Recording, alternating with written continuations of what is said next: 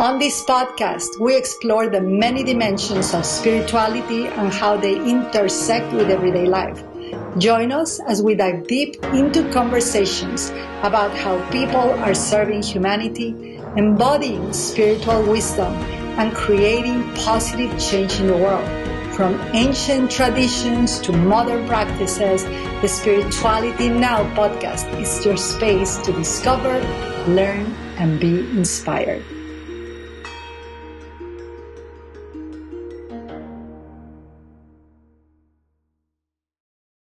Welcome to the Spirituality Now podcast. I am your host, Ivonne Delaflor. And today we have a guest that behind the scenes, I think he already gave us a lot of lessons, especially to our podcast team. And I'm very self-conscious right now of my space, of my location, of my non-localized awareness. It's bringing a lot of expansion already, because behind the scenes we tend to talk to the people that we're interviewing, and there's so much that in a minute or 30 seconds or 2 minutes we can learn from them, and just by a smile or just by a movement or just by moving the lights, there's so much that the space speaks of before we even start. So I'm going to introduce my guest to you. My guest today is a very special guest. First of all, I want to pay tribute to Christina Marie, who has been in the podcast with us. She was adamant, insistent, Ivonne, please meet Sebastian. And she was so insistent that I was like, you are officially the agent of the podcast, because she had a strong insight and intuition of this meetup or this meeting. And so I'm very grateful to her. Listen to her podcast. She did a phenomenal podcast where she shares about the power of myth, storytelling. So I like to start always paying tribute where tribute is due. But anyways, my special guest today is Sebastian Siegel. I hope I'm pronouncing his name well. If not, I am happy that he corrects me live. Right? But Sebastian is a British-American filmmaker, author, and integral therapist whose work is centered around themes of courage, consciousness, and transcendence. He's highly regarded by leaders in various fields, including Dr. James Hollis, founder of the Young Center, Don Miguel Ruiz, author of The Four Agreements, visionary artist Alex Gray, and John Mackey, the founder of Whole Foods. His acclaimed film, Grace and Greed, adapted from Ken Wilber's true story, delves into love that transcends life itself. It is currently trending as one of the most watched movies in Latin America, and is also available for streaming in the US on Amazon and Apple. In addition to his filmmaking, Sebastian is the founder of Lucid Dreaming. I have so many questions about this Lucid Dreaming Adventure, and works with a range of high-functioning clients in his practice in Santa Monica. And a lot of depth, a lot of grace. And we're going to start with courage. But first of all, welcome, Sebastian, to this, what people call show, but I'm just going to call it a portal today. It's a pleasure to be here. So courage. Let's start with courage, Sebastian. And you were very kind and generous to tell us, hey, I don't do well with just traditional questions like, tell me about your upbringing. How was your childhood? And so scratch that from the list of questions. I want to start with courage, because I believe that is a quality of our consciousness that right now is needed more than ever. And that not only is courage of bravery, but for some reason, for me, courage feels like an entrance to the realm of faith, and to the realm of taking faith into action, and to the realm of actually using courage as a practical conscious tool.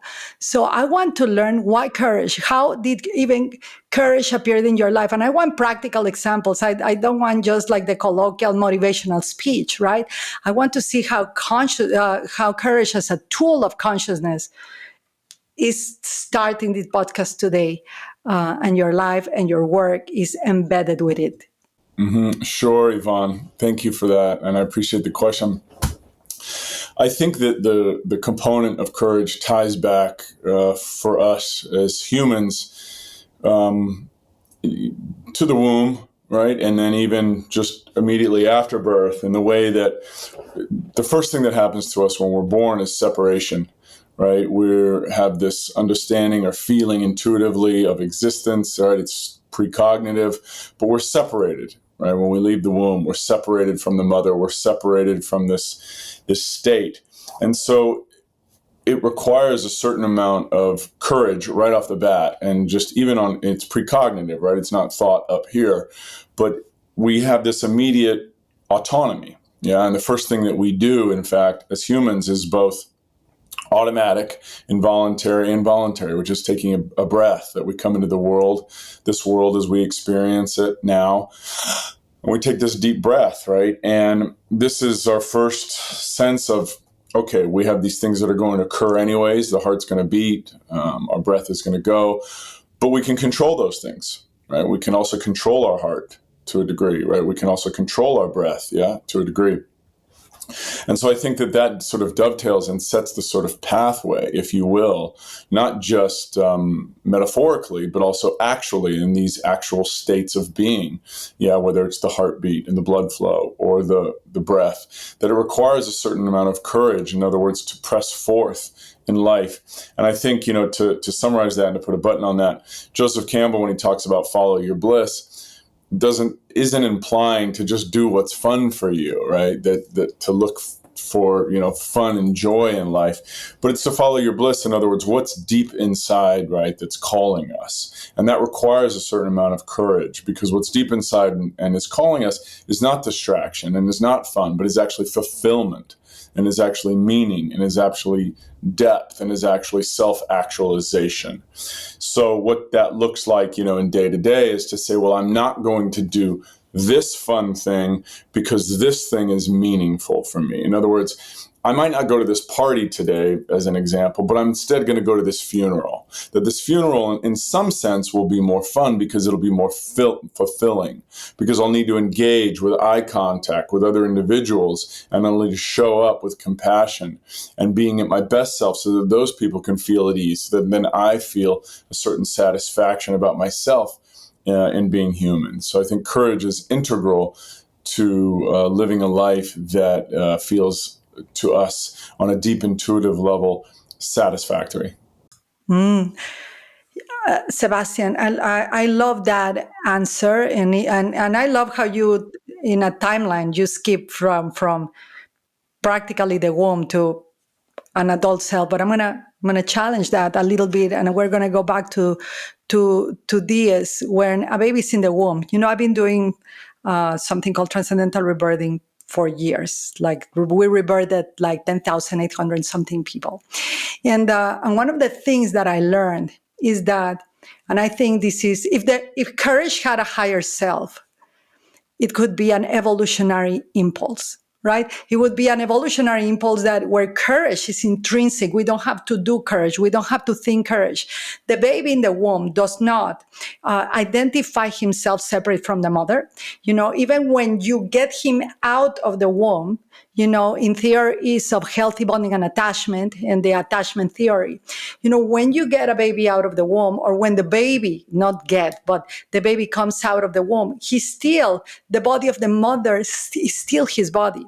That's why there is so much enmeshment. There's so much attachment to, whatever the mother is experiencing. The child, most of the times, not all of the times, tends to experience. And there is like an epigenetic imprint of this evolutionary imprint that, of course, as the child becomes aware, as the separation occurs, as the mother begins to detach itself, as the child begins to grow and ask questions, and based on suffering or based on why mother suffers, which is one and the same, that evolutionary impulse, I believe, with what you were sharing, it begins to evolve into that which is called bravery.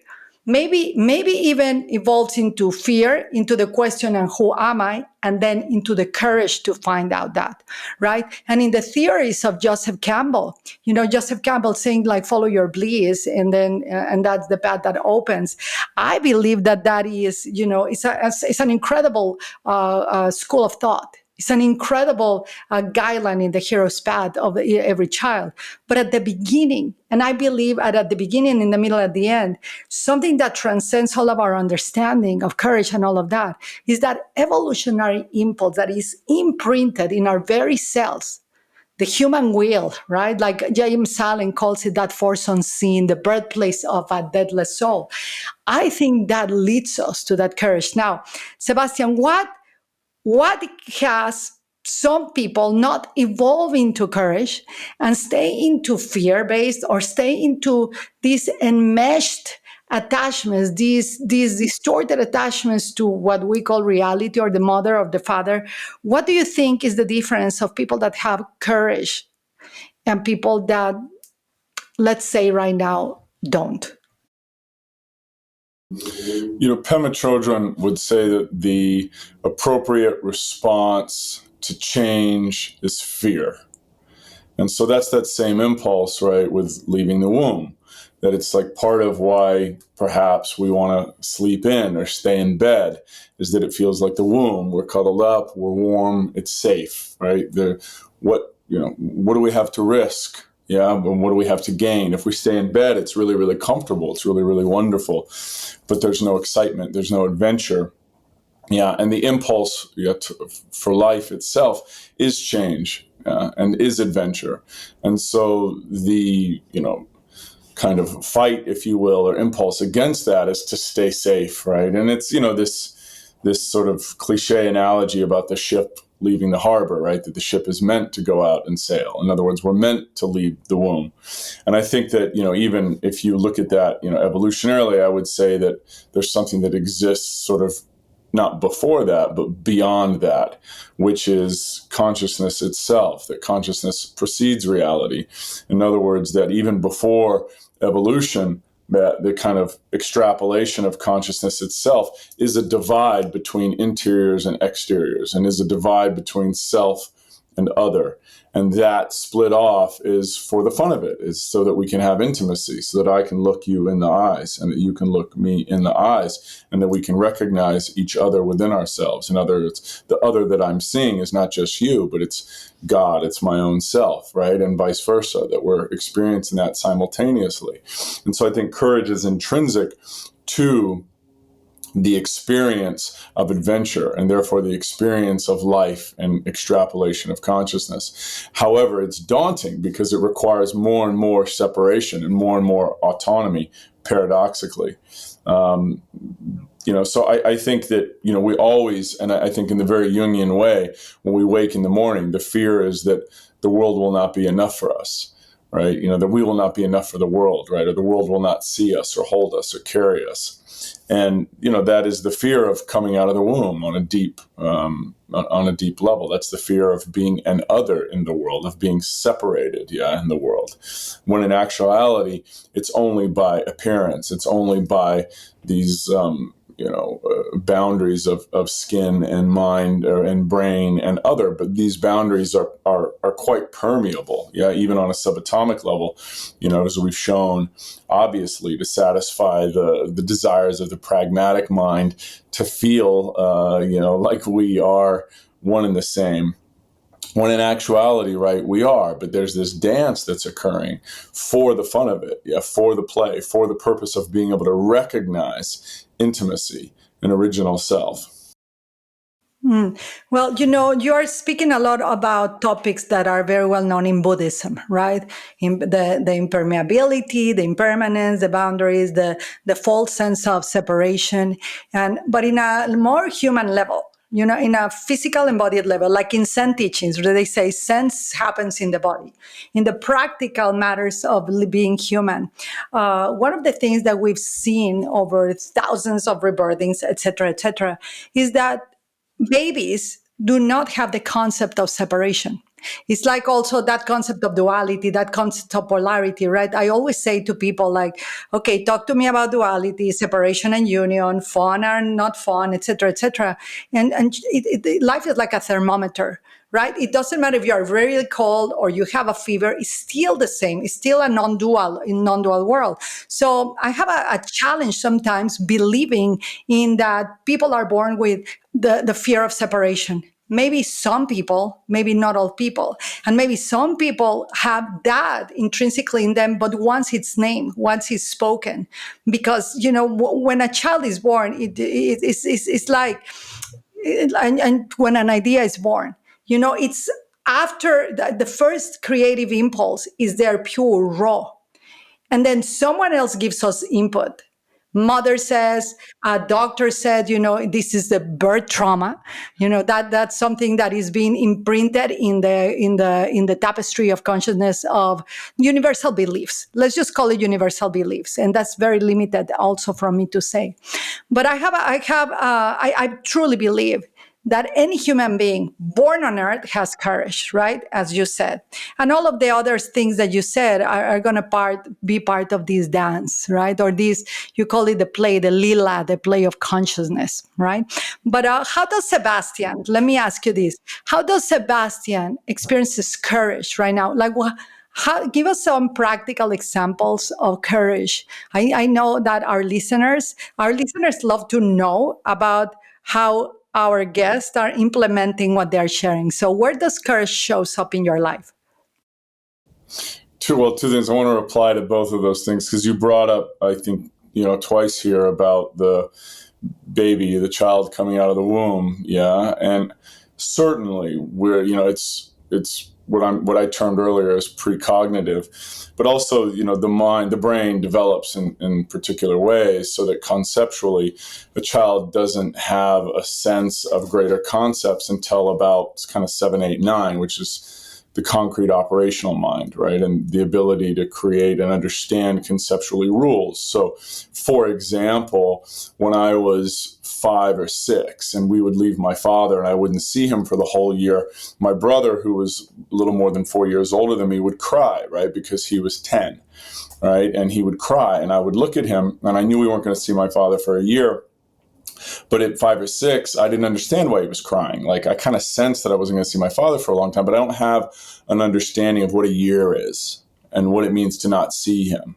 I don't understand that. I can feel my brother's sadness and I can feel my father's sadness, but I don't really know what that means. So at 6, I'm looking at my brother, I'm thinking, why is he crying so much? And he was just crying, devastated. And I felt sad feeling that, right? Now, when I turned about 9 or 10, my father dropped me off at the airport and I knew I wasn't going to see him for a year. I cried my eyes out on the plane all the way back, right, to stay with my mother and my stepfather. And I didn't understand what was occurring. Yeah. But what was happening was that the concrete operational mind was developing. And so I had a sense of personal autonomy, but also a greater sense of conceptually that a year is a certain block of time that that I have a sense of, that I've created, and that I'm not going to see this person for a year, right? And so I think certainly those things develop, and in the same way that the capacity for a child to feel compassion, there is an intuitive capacity for that, right? To love and to care and to feel compassion. But the intellectual understanding of that is very limited up until, a certain number of years. In other words, if you take a ball and the ball is painted, let's say, blue on one side and red on the other, right? And I'm showing you the red side and I'm seeing the blue side.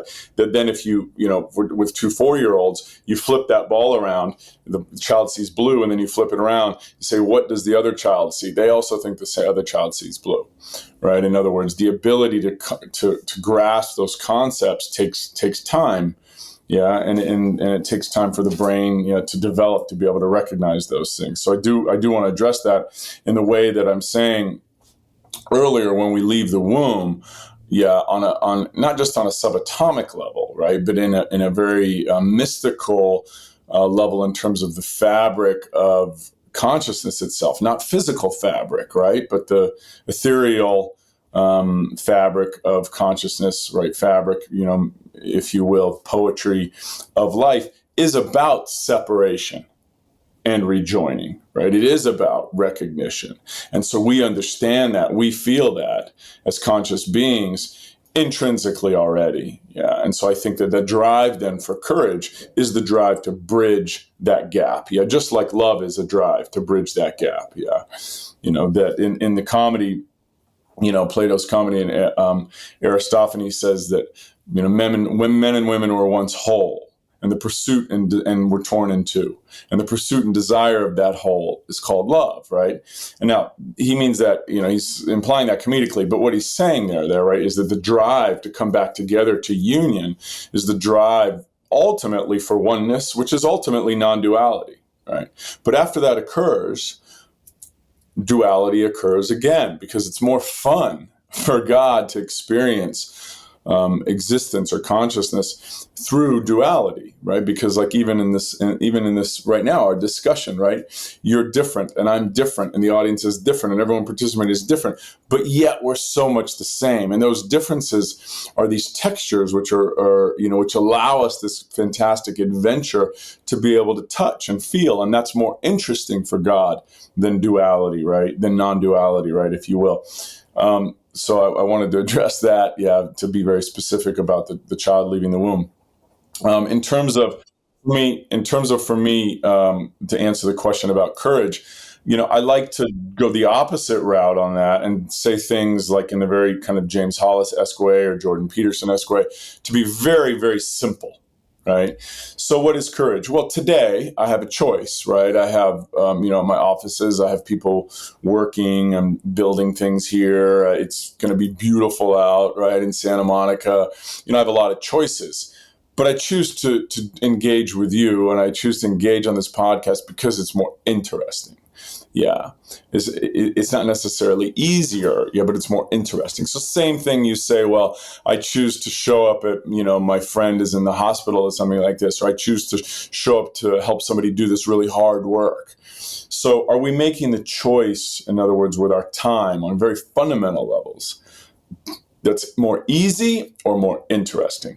And that is where courage shows up. If we're making the choices that are more interesting, i.e. more driving towards fulfillment and self-actualization, then we are being courageous. If we are making the choices that are simply more easy, then we are not making the choices that are courageous. Yeah, well, for some of us, not all of us, but I like how you are sharing your Yes, experience yes, I would say all of us. I would say all of us, because I'm using that. I'm using those terms very specifically. I'm not saying fun. I'm saying easy, right? Mm. Because for me, exercise, reading very challenging work, like, you're an intellectual, I'm an intellectual. It's not easy to read what you read or read what I read or engage in that. But it's fun for us because we've done it so much that the fulfillment is a feedback loop that says I'm excited about it. But easy implies lethargy. Easy implies lazy. So I would say that, anybody who's doing anything that's valuable in the world is not choosing something that's easy. The challenge may still be fun and exciting and the obvious choice for that person, but it's not easy. Exactly, and not everybody's going to do what is hard. And actually, one of my dear friends always says we get harder when things get hard. There's this attraction to that because that keeps you living, right? That keeps you, like you say, like feeling and in a sense of when you do something that is hard, you go to the path that you called fulfillment, right? That many people are not there by choice. It's a choice where of living temperature. Where are you going to live into this dual, non-dual world? Anyway, so I love how you are sharing about this, and all of this that you're sharing has a lot of grace and grit and courage. And you did this. I mean, you venture yourself. What a courage to adapt Ken Wilber's story. And I think in a podcast I share about him because I studied with him many, many, many years ago. But what was, like, that's an act of courage. What was the inspiration behind adapting of all the stories that you could have adapted? Ken Wilber's story. How did this project even came to life? Ivonne, thank you for that. And I appreciate the relationship between those two. The pathway for the film, for the book to become a film through me, and the relationship with courage. Because certainly, in short, I read most of Ken's books, and I have been hugely influenced by him. And his mind is just extraordinary, brilliant, powerful, outrageous, hilarious, unique, original. And then I didn't read Grace and Grit until much later in his works. And I always wanted to meet him. And he's impossible to meet. He's very reclusive. And so then, eventually, in short, I was invited to the Boulder Integral Center to do an interview with them. And I was writing on the Huffington Post, sort of poetic philosophy and psychology. And they said, clearly you're influenced by Ken Wilber. We'd love to invite you out here and introduce you if you'd like. And I was thrilled, right? I was thrilled to go meet him. But I had no notion of Grace and Grit as a movie at that time that I would be touching. So then we met, and Ken and I sat for many hours eye to eye, and were simpatico. And we clicked. And then later, Grace and Grit, I sort of thought, this is such a brilliant story about two individuals who are demonstrating, number one, these 5 stages of love, right? From romantic to passionate to courageous to selfless to transcendent, which was how I articulate them in the film, and then in discussions and talk and writing in my work after that. And also just an exploration of what is this mechanism of love, really, right? That I felt that I wanted to see in a movie as an audience person, that I hadn't seen it so specifically expressed, and also dying. That what is that? What does that feel like? What is that really? And what is the joy and the release and the devastation and the resurrection, right, that comes with that? So in short, when the sort of opportunity came to take that on, there were many other producers who had touched that film before me, and I think wanted to make love stories, or wanted to make stories about illness. But I thought that, and I felt that this story, that Ken's book, was really about transcendence, and the story that I wanted to tell was about transcendence. That it's also it encompasses a love story. Yeah, and it encompasses a story about romance, and it encompasses a story about illness and challenge. But really, it's about transcendence, yeah, and kind of these stages of love. So I didn't choose it. I would say it chose me. And Yes, I was like, get it. I get it. right? It's like giving birth. It's like you're a woman and you get pregnant, and then you're like, oh my God, I'm not ready for this, but I have to do this, right? And so for me, that was Oh like my God. in that feminine sense, it was like, oh my God, I have to do this. This thing is coming through me, and I can't look away. I can't deny this, right? I have to acknowledge this, and I have to give myself to this. And I don't know, this is going to change my life forever, like a child. And indeed it has. And indeed it also was challenging for me on every level, right? Emotionally, physically, financially, experientially, on every level. And yet I've cultivated so much of my own self-actualization through the process, of making that film. And I'm grateful for all the brilliant individuals who have touched this film with me, who I've been able to collaborate with to make it possible and to make it so beautiful. Wow. First of all, courage for making a film. I did one documentary. Actually, I did 3 documentaries. One on Mexico, one in the United States that just turned out to be a YouTube video. It was so challenging. You put a lot of your own money, you have to produce direct, we had a director here, a photography of a director, all of the pieces, but it just requires so much courage. Now, about Ken Wilber's, I agree with you. I think anything, the work and the path of Ken, and I believe Treya was her, what's the name of her? I have the summary of your film here. Treya, his wife, what they went through with cancer, and all of that so publicly. It was transcendental because you can see his spiritual practices, and I can believe the impact that had on you because we're such mirrors in this life. But I love that you did a film of what you're sharing, of courage, of grace, and transcendence. I mean, it's truly the greatest name of a book that I've heard. Grace and Grit, like that's, and you were able to capture it and to go through it. I get it when you say like this chose me. I get it. When I used to do it, I'm not anymore. Transcendental rebirthing. That's how the name came through. Transcendental rebirthing. That mission chose me. My only duty was to say yes. And I believe you did say yes, and you go into this journey and adventure that you have no idea how much it's going to touch people. And I believe your film is touching people in a way that it's going to really activate that, whether it's dormant or not, deeper grace, deeper greed, and transcend in that manner. So thank you for sharing that. Now, um, how did What you, city, what yeah, city are you in? say that again? What city are you in? Well, right now I'm in Vegas. I go to Miami and Cancun. Oh, very good, very good. Yeah, did you see it? Yeah, we watched it and we're about to watch it with a group of people. Oh, beautiful. That's so beautiful. I We'll really let you appreciate know. that.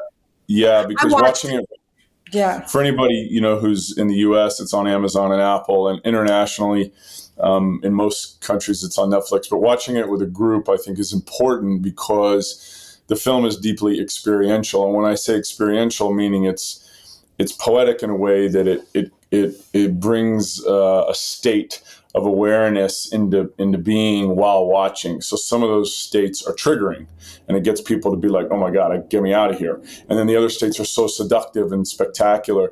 But it means it's an hour 48 minutes, no distractions, no phone. But as powerful as that experience is, and when I say experiential, also I mean it takes an experience of undistracted focus to be able to laugh, even if it's just for a few moments, or to cry, right? We have to work up to that. But if we're distracted, we don't ever reach those things. And so this movie goes through a lot of different experiences. Yeah, it felt like a rebirthing. Sorry to Takes the interrupt you. audience takes Yeah. the audience, with them. So to watch it in a group is, I think, powerful because after watching it, the real value in the film is the unpacking of it afterwards. So the discussion and exchange of ideas and thoughts and feelings with individuals together after watching the movie. So, Yeah, and it feels much like the process of rebirthing. It feels much like the process of, again, another birth. For me, a newborn is not only a newborn baby, it's a newborn idea, a newborn life, a newborn after grief, which grief is nothing but God realization in evolving freedom. It's just such containers of experience of the human tapestry, which I really feel that, but you did a great job also in adapting the story. I mean, that's so challenging. That is so challenging. Courage, and that I gotta pay tribute to that. So let me ask you this, because the theme of courage and transcendence is really strong.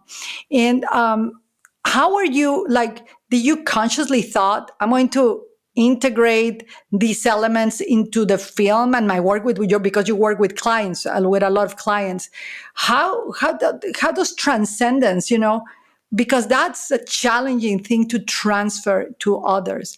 How are you able to integrate this in the elements of your work, not only on your films, but also on your work? What happens? that's a great question. I appreciate that. Um, it starts intuitively, and I think everything that we're called to do starts intuitively, that it's not here, but it's down in here. And so we have to trust that intuition and then go with that. And I think also being in touch with that means always listening to it. That if we're listening to our soul, it keeps speaking to us in ways that are clear. If we stop listening to it or we deny it, in other words, if we hear it and then we don't follow those actions, then the waters start to get muddy. The communication channels start to become blurry. For me, I like to be, and I am diligent in being honoring what my soul is saying. Yeah. And so I think that when I came across the opportunity to be able to make Grace and Grit into a film, intuitively I thought, ooh, this is a story about transcendence. Yeah. And, what does that mean? So transcendence, means going beyond our physical body, beyond our emotions, beyond our thoughts, beyond our feelings. Yeah, beyond this paradigm, if you will, about what it is to be human. Yeah, even to go so far as to say that. And I think that that relates to everything that I do and as a storyteller, yeah, and in my work, because I think that the capacity, if you will, for freedom is really about transcendence. In other words, it's about loving and appreciating and valuing this life in a very sacred way, but at the same time, not taking it too seriously, right? Having a certain sense of joy and grace around it, meaning like, okay, like there's just billions of us and billions, and we're all going to die, and so what, like everyone, everyone who's alive today is going to be dead, in X number of years, and everyone who remembers them, us, and will be alive, will be dead. Then, it moves pretty quick, in other words, right? And so I think the joy in that and the relief in that is to say it's not such a big deal. So why is that joyful? Well, because it means you don't have to carry the torch forever. Like you just carry it your best you can right now for this moment, however long you're here for. But just, light that thing up to the best that you can.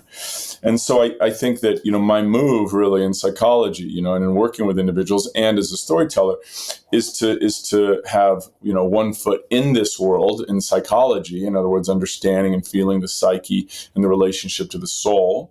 And then my other move is really the convex of that, is to understand our placement as humans in this brief instant in something that's much greater. In other words, this dance across the night sky, the relationship between the earth and the moon, or the sun and the earth, or all the stars and the galaxies yet together. And so if I can relate that, on a very personal level, for each individual, whether it's in a movie or in an experience with me, that's, I think, the moment of freedom. In other words, what I try to do is allow people to feel undaunted by the pressures of life, the pressure of their husband or wife or children or parents or siblings or vocation, to feel like, this is an opportunity. And I think that the dangers right now online with pop psychology is you have a lot of kind of online, pop therapists who are saying, oh, do this and feel good, and do this and feel good, and do this and feel good. Well, first of all, the mission isn't feel good, right? The Yes, mission is yes. thank you. The mission is much bigger and much deeper and much greater than feeling good. It's about feeling fulfilled. It's about being in touch with our soul. And then the irony, or the paradox rather, if you will, is that the response to that is not just feeling good. It's feeling amazing. It's feeling fearless. And so, my mission is not to help people feel good, but it's to help people feel alive and purposeful. Wow.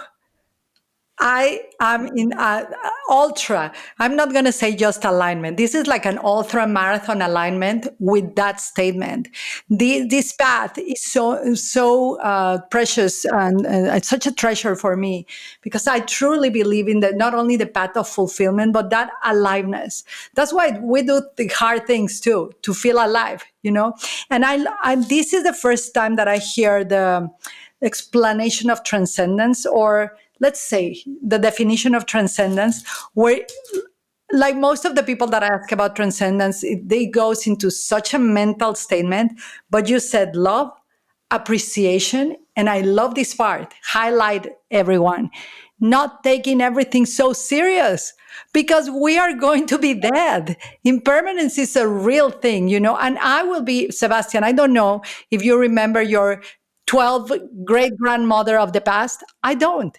We are going to be forgotten eventually. So taking life serious is like putting ourselves in a jail of self misery and suffering.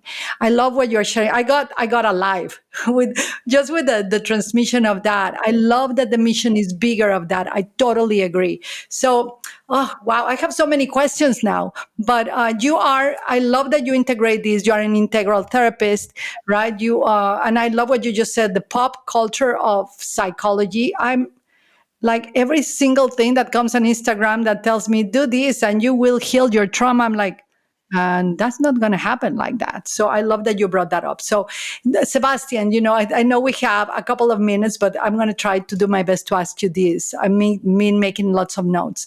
You've been collaborating with incredible thought leaders, right? Like Don Miguel Ruiz, that I got the privilege to interview. He was so sweet. He was the most loving person I've ever met. Alex Gray, which paintings are like just a trip in themselves. I mean, just one painting is like, wow, you go into different worlds. James Hawley. So what do you?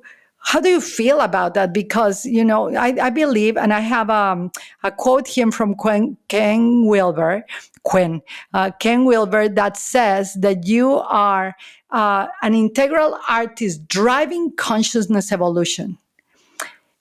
That's incredible. So tell me a little bit about what has been that journey for you.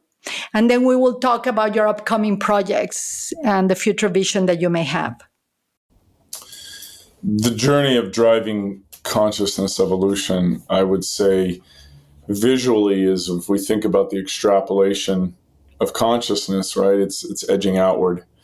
And so I would, to use Ken as an example, I think a lot of authors are trying to write books or content online that sells. In other words, they're trying to fulfill a void that people are feeling so that they can, have recognition and create a revenue, garner interest, etc. And so they're trying to meet whatever's happening in the world right at that moment, or just behind it, in other words, to find a pop kind of influence. Whereas you have brilliant artists like Alex Gray, who doesn't care about that, or Ken Wilber, perhaps one of the most brilliant minds ever, who doesn't care about that either. Right. In other words, that Ken is writing to try to touch the edge of consciousness evolution itself. In other words, he is, as a mechanism of God, working through all of us. And so then, therefore, working through him, he has this capacity to express and push language beyond where it can go and touch things, right? So that when we read his work, you're touching really the edge of what's occurring at the most outer parameters of consciousness right now, as he's writing it. You're experiencing it as he's writing it, right? So in the same way, you have Socrates, Plato, Aristotle, etc. going forward. They're touching the edges of consciousness at that time. Carl Jung, James Hollis, and Ken is really, I think, when he writes, so true to the writing that he doesn't have any filler. Yeah, it's all just what is the truest statement I can make. It doesn't matter if I like it or not. It doesn't matter if it's popular or not. And push those things to the edge.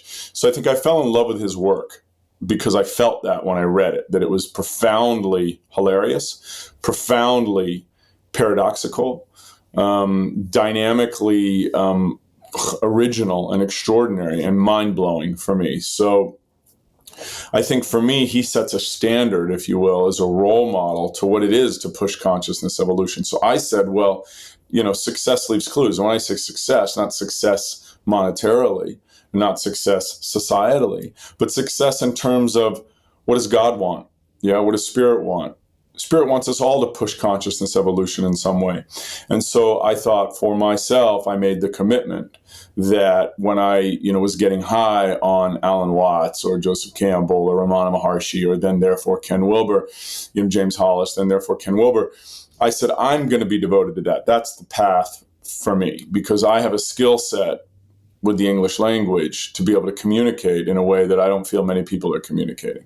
And Ken really does it, I think, the best, in terms of, one of the best in terms of pushing those edges. And so I said, well, I'm going to be devoted to driving consciousness evolution. In other words, the films that I make, the stories that I tell are not for everyone. They're tough, right? But no one else is telling these stories. And if if coming into my world, whether it's, I have some of the most brilliant, successful people come into my office, people who are worth, billions of dollars or hundreds of millions of dollars, or people who maybe don't have that much, but are doing profound things, living on a farm somewhere, growing their own food, doing dynamic things. But we all still have challenges in relationships with family, with lovers, etc., with the world itself.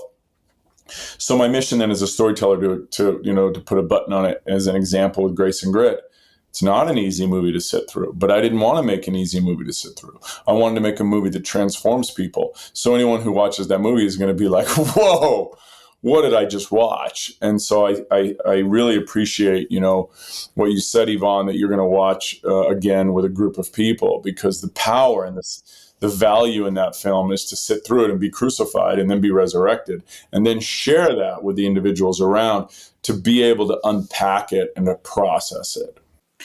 Sebastian, I want to tell you something. You are an incredible um, custodian and torch bearer of the power of words and the power of feeling and the power of transferring, the transcendent, that not only the transcendence, but the transcendental aspect of being able to transfer consciousness, right? Like kind of mirror neurons, but in a high, very high level and very succinct too, which I like. I like that it's also functional, that is not only, motivational, but that is practical, functional in the body, kind of a practice of embodiment, but at a very subtle level. But what you just shared, I think, you just rounded up the podcast really well. But I think it's an invitation for others to devote themselves to a higher call, right? I was thinking when you were sharing all of this, Ramana Maharishi kept coming to me. I went to India. I stayed in one of his ashrams for a little bit, and the experience was very much like what you were sharing. And to be devoted to something. I learned from him bhakti, devotion. And when you share that you made a decision, I want everybody to know you made a decision, not an easy decision. Plus, you didn't want it to be easy.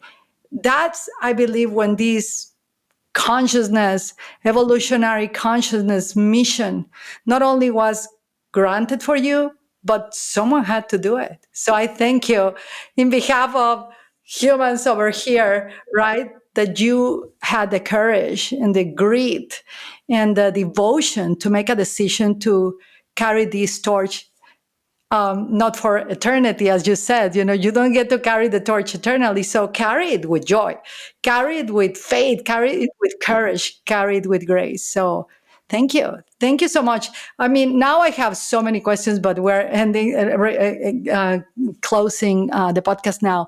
But I want to hear from you because now I'm far much more interested in your upcoming projects and your future visions in film, in writing, in spiritual growth for humanity. What are those, Sebastian? Mm-hmm. I'm working primarily on two films. One is a chess movie.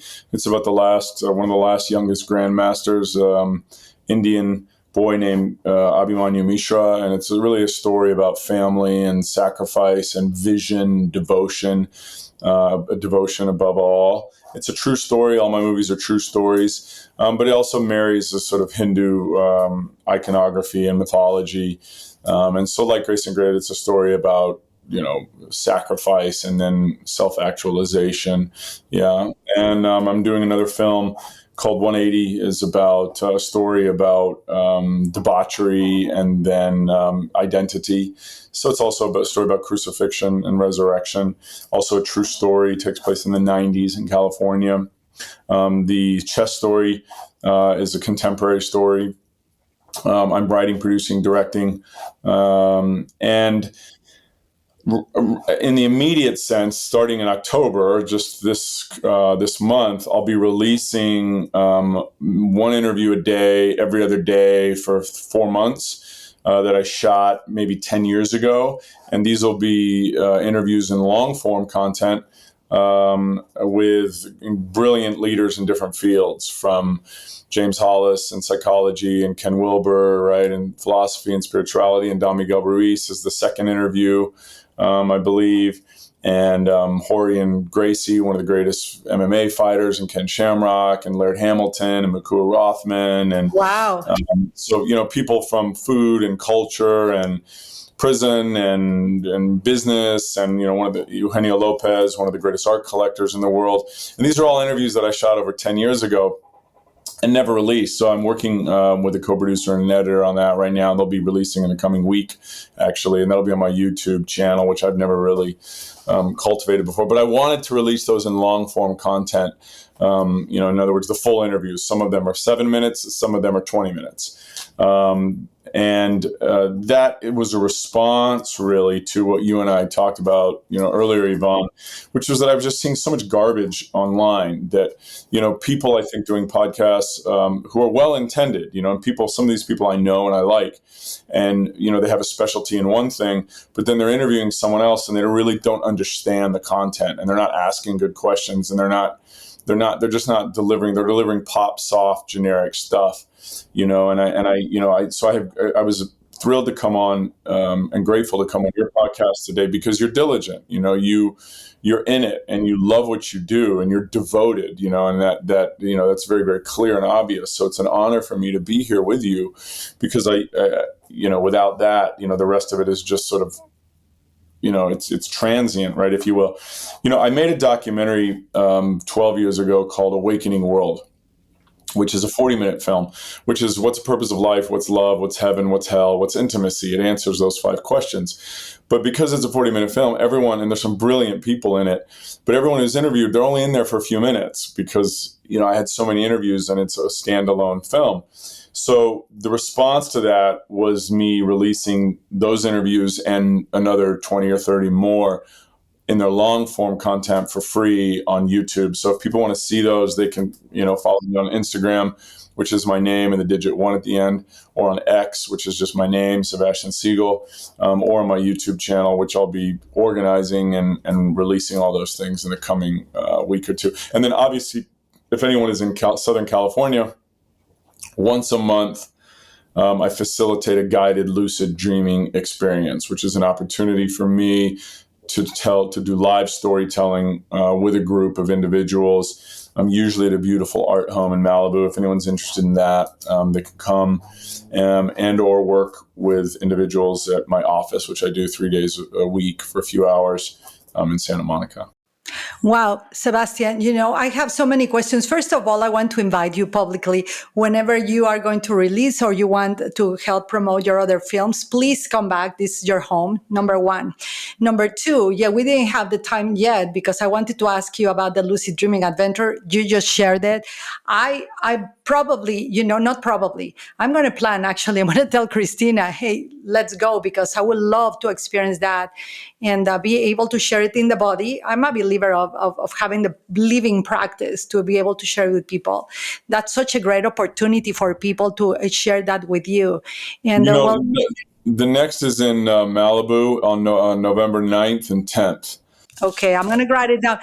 The podcast is going to come out later for everybody listening, but we will make sure to put all of the links, all the social media links of Mr. Sebastian, his Instagram, Facebook, YouTube, links to the film. We're going to put everything so all the people have it. Most of Latin American that speak English, our family, Latin American family, listen to this podcast, so they'll have everything there. And wow, I appreciate that. And I want to say one thing, that in Please. Latin America, Grace and Grit is super popular. Yeah. And we don't promote it down there at all. It's more popular in Latin America than it is in the US. And the Mexican consulate just honored it and hosted me to show it at the Mexican consulate in Los Angeles, because it's very well received in Latin America and Mexico and Costa Rica and Argentina, et cetera. So I would like to invite any people who are watching it in Latin America to watch it. And obviously it's subtitled in Latin America. Maybe someone in America watches it here on Amazon or Apple, and then someone in Latin America who's in the same family watches it, on Netflix there. And then they discuss it and share afterwards, because this is such a powerful way for individuals to bond. And if anyone watches it and they write a review and they send it to me on Instagram, I'll share it and, tag them. Amigos, compártanla. Está traducido, o sea, tiene letritas en español. So I have captions. I was just telling them in Spanish that they can. Dicen por ahí que yo soy un malinchista porque yo nací en Inglaterra, así que mi cuerpo es británico, pero mi corazón es latino. Marca registrada para siempre con Dios. See? And I mean that. I went to a Mexican school when I was a boy in San Antonio Academy, where my stepfather and my mother lived. And I fell in love with that culture really through that experience. And the reason I fell in love with the Latin culture is because I have this, the Latin culture has this deep sense and identity with the beyond. And I think that that's exemplified in the way Latinos, show their love and care for family. In other words, that you guys fight like so, and you guys celebrate, but you guys stay together. That even I see, the Latinos take care of the mother, of the father in old age. That even when the lovers fight, you still stay in contact, like for life, And I appreciate that, because not a lot of cultures exemplify that, that joy for the passion of life, like the Latin culture. And so I was deeply touched and seduced by that, and it's made me better and made me a better person. Sebastian, bienvenido a nuestra cultura. Bienvenido a casa. Welcome back home. And we are very passionate, but this is the perfect ending for this podcast, alive and filled with passion, filled with grit and grace and courage. And I think that's how we're going to call the podcast, and transcendental or something like that. But Sebastian, thank you. This is an open podcast for you. Thank you for giving us the opportunity too, since we're very young podcast. When you have 100 or something episodes, you are still young. So we appreciate that someone like you is giving us an opportunity. It helps us a lot. And everyone, please go share the podcast. We are philanthropically based. That's why you don't hear any commercials.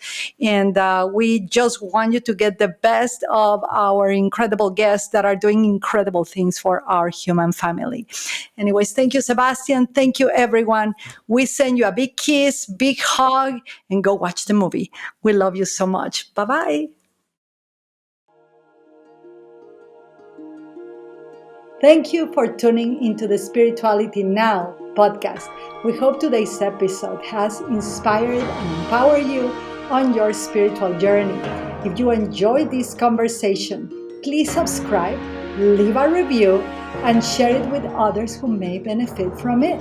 Remember, spirituality is not just something we practice. It is how we live, how we serve, and how we connect. Stay grounded, stay inspired, and keep evolving. Please join us next time for more enlightening discussions. And until then, take care and be well.